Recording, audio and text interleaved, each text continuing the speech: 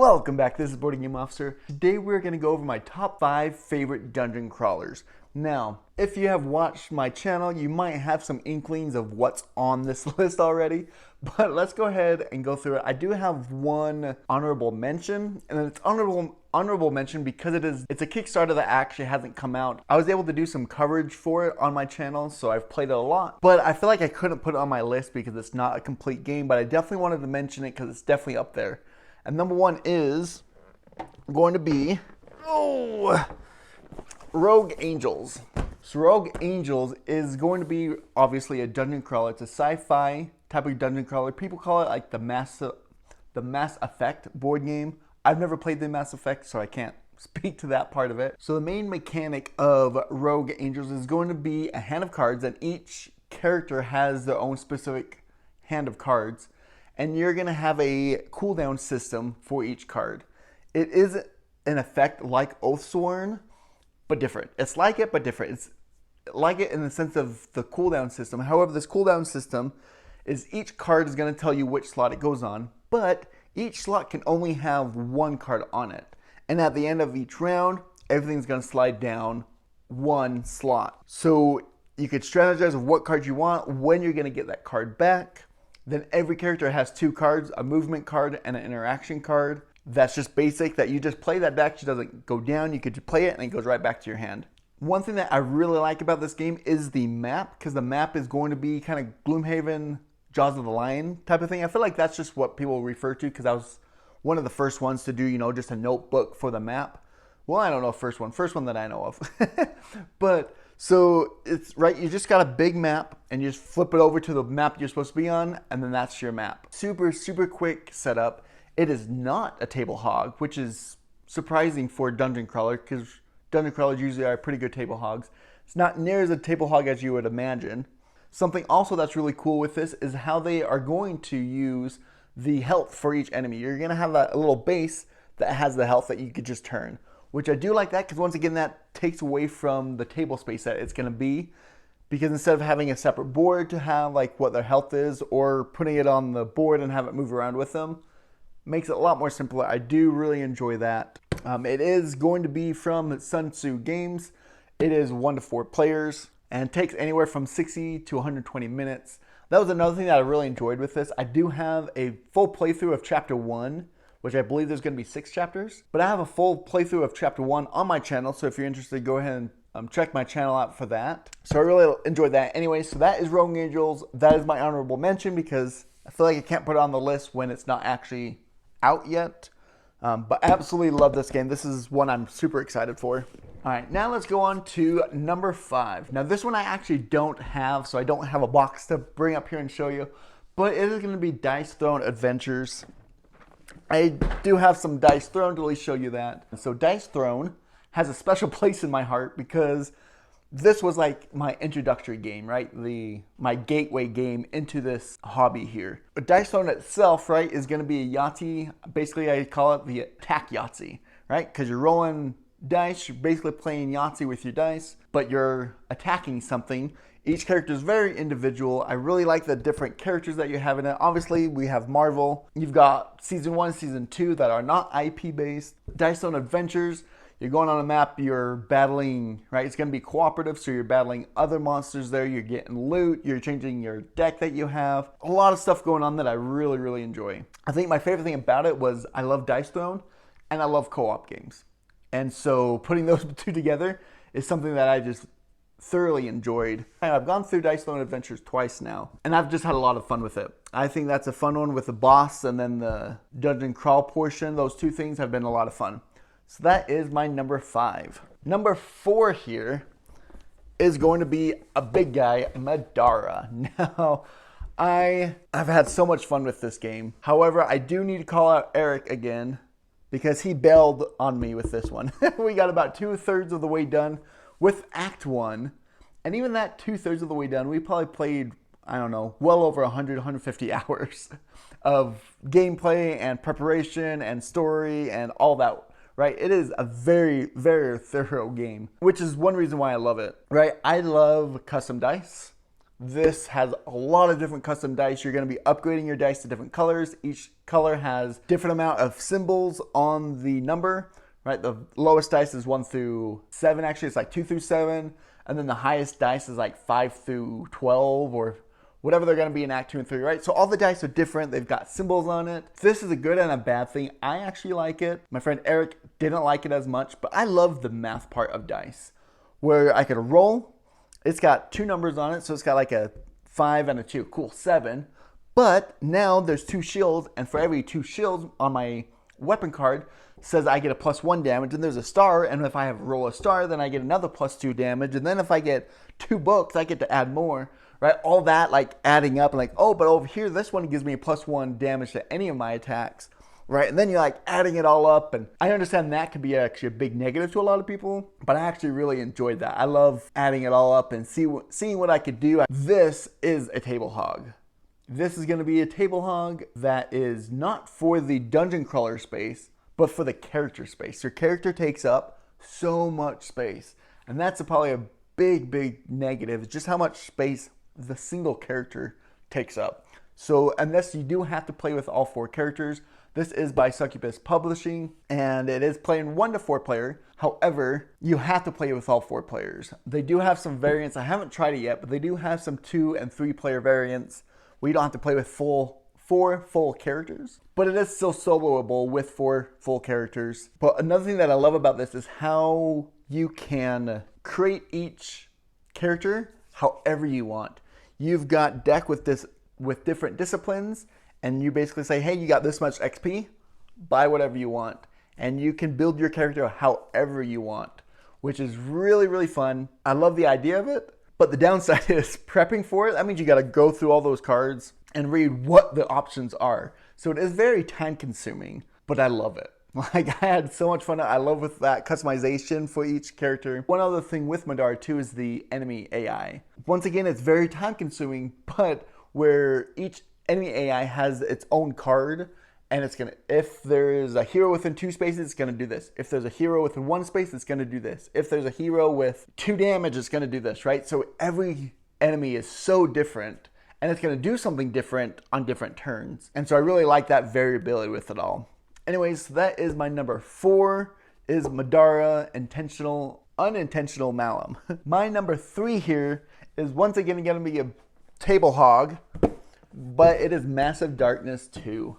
Now, Massive Darkness 2, once again, it's going to be 1 to 4, or actually 1 to 5 player. Now, I don't remember. I think it's actually up to 1 to 5 players. No, 1 to 6? 1 to 6 players. Yeah, I think it's 1 to 6. Anyways, so Massive Darkness 2, right? Once again, by CMON. Going to be a dungeon crawler, loot gathering, dice rolling, like pretty much everything up my alley is what this is. I love loot games. I love gaining all different types of loot, which is what this is all about. I love rolling dice, right? There's sometimes you're rolling like 15 dice, right? You're rolling the enemy dice, you're rolling your dice, you're rolling everything. You're like, ah! Anyways, I have a lot of fun with this one. One thing is that there are a lot of miniatures because you add a miniature for each player. So if you're playing with 6, when you spawn 1 mob, you're going to be spawning 6 to 7 miniatures for that single mob. So if you've got 3 or 4 mobs out there, you've got, 20 some odd miniatures out on the board, right? So there are a lot of miniatures, which good thing and a bad thing depending on who you are. But one thing that I love about Massive Darkness 2 over Massive Darkness 1 specifically is the heroes, where I almost feel like it's its own mini game between the heroes, right? You've got your dungeon crawler that you're doing, and then you've got your own mini game, right? One character is playing basically 21. But 7. But the idea of 21, right? Where you're just flipping over, trying to hit that exact 21. If you go over, you bust, negative stuff happens. If you don't get as quiet, you don't bust, so it's not bad, but it's not as good as it would be if you got actual 21. Then another character is actually playing with the dial, where the dial's moving around. You've got the berserker who's playing with rage, right? He gets rage when he gets hurt, so he can spend that rage to do different stuff. You've got a druid who could summon or a shaman who could summon different elements. You've got a druid who can turn into a wolf, a bear, right? So all the characters are completely different. They're their own little game. So much fun. And like I said, every time you kill someone, you get loot. So you're just getting loot more and more and more, and I love loot gathering. And it does have a campaign option, which is one thing I love about this, because you have the campaign or you have the one-shots. Yeah, that is Massive Darkness 2 by CMON. I've had so much fun with this game. Definitely that was number 3. Number 2 is going to be a big one here. Tiny Epic Dungeon. So, Tiny Epic Dungeon. So, I know this one, it doesn't really get a lot of hate, but I know a lot of people don't love it as much as I do.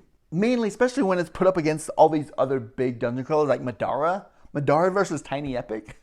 Tiny Epic Dungeon. Right, that's a big difference with the amount of game. Right, but Tiny Epic Dungeon, once again, has a special place in my heart. Like Dice Throne, this was the second gateway game. I went Dice Throne Adventures, Tiny Epic Dungeon. Tiny Epic Dungeon was actually the very first Kickstarter that I backed. And so this one, I think it's just because I've loved it since day one, right? It gives you that dungeon crawler aspect in this little box. Or if you want the expansion stories, which I highly, highly suggest doing this. Now, once again, it gives you more heroes, gives you more enemies, but once again, it gives you a campaign, which me and my friend are actually going through the campaign right now. It's only 3 levels, which once again is great because you can do the campaign quick and it's not going to take you a year to do it. But once again, on my channel, you can see I've done a lot of playthroughs of Tiny Epic Dungeons. I've done a lot of side of tips and tricks and stuff, because this is known to be a very hard game. Well, on the internet, a lot of people talk about how difficult it is. I don't think it's that difficult, but you have to play with certain rules, which is why I have a tips and tricks, because mine and my friends' win-loss rate right now is 99%. I think we've lost once, maybe twice. And so, it's if you play with the right tactics, it's not too hard. Anyway, so this is going to be a very simple game, right? You've got your character. Each character has a couple abilities individual to itself. And then you're just going around killing and getting loot. Once again, dice rolling and loot gathering. Absolutely love this game. I have so much fun with it. It's just a good one that we always come back to after a little bit. I still say, the stories campaign is probably my favorite way to play it, just because I love campaign and the slowly building yourself across the campaign or across the dungeon levels. Once again, this is going to be by Gamelyn Games. It is 1 to 4 players. And this one I think you have to play with at least 2 heroes, right? So you can't true solo it, but I love the exploration. You're exploring tiles, you're battling goblins and minions and getting the big bosses attacking. And right now you can get all the loot. There's special loot there's special sets of loot. And if you have more of that set, you get special bonuses. Really, really enjoy this game, even though it's small and compact, very different from the other dungeon crawlers that we play.